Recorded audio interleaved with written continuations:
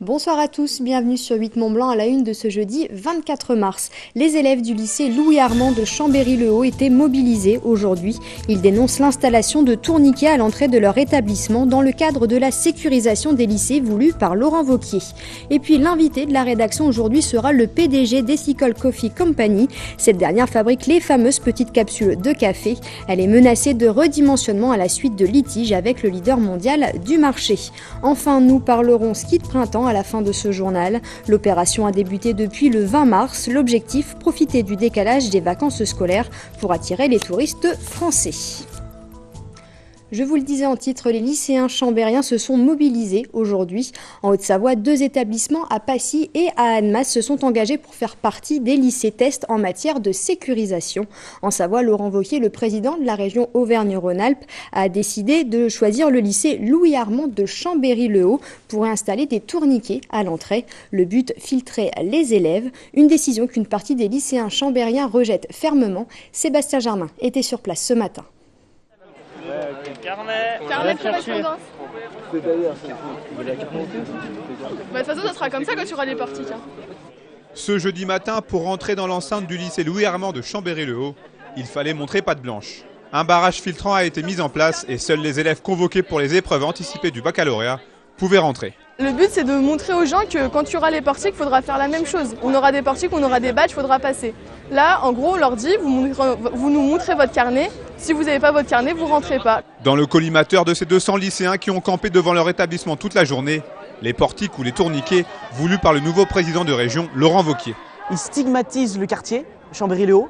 On ne sait même pas par quels critères notre établissement a été choisi, mais on se doute très fortement que c'est parce que nous sommes en ZUP.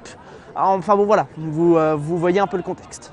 Le lycée Louis-Armand, lycée général, professionnel et technologique, devrait donc servir de test en Savoie. Cette mesure s'inscrit dans la volonté de la nouvelle majorité à la région de mieux sécuriser les lycées.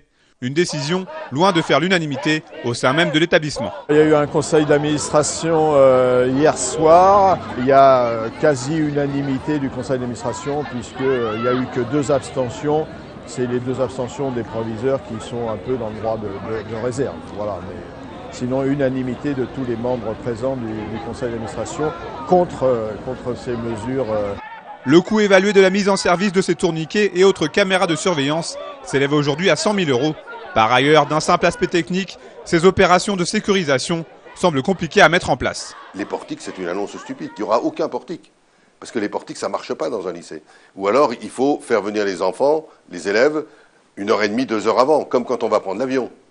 Et en général, c'est pas comme ça que ça se passe. Les travaux d'aménagement sont prévus pendant les vacances de Pâques. Le combat des lycéens de Louis-Armand est donc loin d'être terminé. La vague de grippe n'a toujours pas atteint son pic à l'échelon national, mais notre région n'échappe pas à l'épidémie. Avec 502 cas pour 100 000 habitants, la grippe est toujours très active. Depuis le 1er novembre 2015, 614 cas graves ont été admis en réanimation et 82 personnes sont décédées. Vous connaissez sans doute la fameuse petite capsule de café, mais saviez-vous qu'un de ses concurrents se trouvait en France et en Suisse? Le site français d'Ethical Coffee Company est menacé de redimensionnement suite à des litiges avec le leader mondial du marché. Emmanuel Jaude et Léa Tartière ont rencontré le PDG de l'entreprise. Nous avons rejoint Lausanne dans les bureaux de Ethical Coffee Company avec son PDG. Bonjour. Bonjour. Jean-Paul Gaillard, donc vous êtes le créateur de cette société, donc l'un des leaders de la capsule de café aujourd'hui dans le monde. Et on peut le dire, c'est un secteur qui est très concurrentiel, notamment géré par un géant qui est Nestlé via Nespresso. Concrètement, justement, il y a eu quelques problèmes avec Nespresso qui vous a d'ailleurs attaqué en justice, notamment pour la concurrence déloyale. Aujourd'hui, cette affaire, elle est finie, elle est enterrée? Oui. Alors, il y a eu 3 types de problèmes. Il y a eu d'abord des actions commerciales, ils ont chargé leurs consommateurs avec des capsules, ça n'a pas de problème. Des procès faits contre nous pour, soi-disant, contrefaçon par fourniture de moyens, le truc habituel des fabricants d'imprimantes informatiques. Ça ne marche jamais, ils ont tout perdu. On a dû saisir l'autorité de la concurrence. Il y a eu, Nespresso a clairement menti, Nestlé a menti à l'autorité de la concurrence pendant 4 ans. Je pense que l'autorité de la concurrence a été trop gentille sur ce cas-là. Alors aujourd'hui, vous êtes présent de chaque côté de la frontière, votre maison mère est du côté de Fribourg, pourtant votre site de fabrication des capsules est du côté de Villagrand, Haute-Savoie. C'est un site aujourd'hui qui est très impacté justement par ces difficultés, cette concurrence. Vous avez reçu le soutien du président de l'agglomération annemassienne, Christian Dupessé. On va d'ailleurs l'écouter. On se retrouve tout de suite après pour quelques explications. J'apprécie énormément. Elle est venue s'installer ici, à Villagrand exactement, en 2011, avec des perspectives de développement extrêmement importantes, parce que le marché était très porteur, il reste très porteur dans son ensemble. Et c'était intéressant parce que, d'une part, c'est un marché porteur, donc créateur d'emplois, mais d'autre part parce que c'était une entreprise qui symbolisait aussi une de nos volontés d'aménagement du territoire, qui est la bilocalisation des entreprises. Une entreprise côté suisse et une filiale ou une entreprise côté français. On était exactement dans cet élément-là et c'était quelque chose de très positif. C'est pour cela que nous les avons soutenus, accompagnés, je dirais, dès le départ. Et le résultat aujourd'hui, c'est que Ethical Coffee Company se retrouve, alors qu'elle était en plein essor, se retrouve en difficulté qui peut l'amener à, c'est le terme utilisé, à redimensionner son entreprise. C'est-à-dire en fait à diminuer sa production, donc à avoir des conséquences sur l'emploi.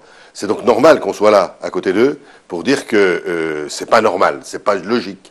C'est pas logique qu'une grande multinationale, aussi respectable qu'elle soit, puisse s'attaquer à une entreprise, pas familiale, mais une petite entreprise, une PME.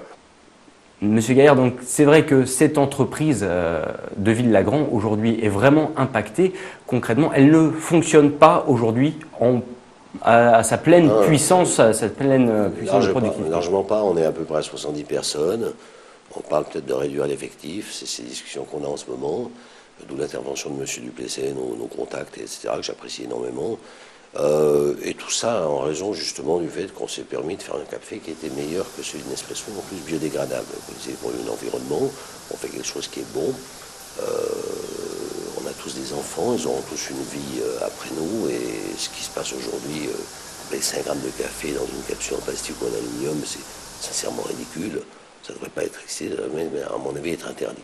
C'est autre chose. Mais aujourd'hui, les problèmes avec Nespresso semblent en voie de résolution en tout cas. Est-ce que concrètement, il va y avoir de la création d'emplois dans le bassin annemassien d'ici la prochaine année ? On est dans une période de levée de fonds pour redémarrer l'activité. On était les premiers sur ce marché-là en même temps que l'or, qui n'a rien à voir, qui ne vient pas à la cheville au niveau de la qualité. Aujourd'hui, on est en train de faire redémarrer tout ça. Par contre, le marché s'est fortement concurrentialisé. Aujourd'hui, vous avez 80 opérateurs à peu près dans le marché. Ça va se nettoyer, mais ça prend du temps.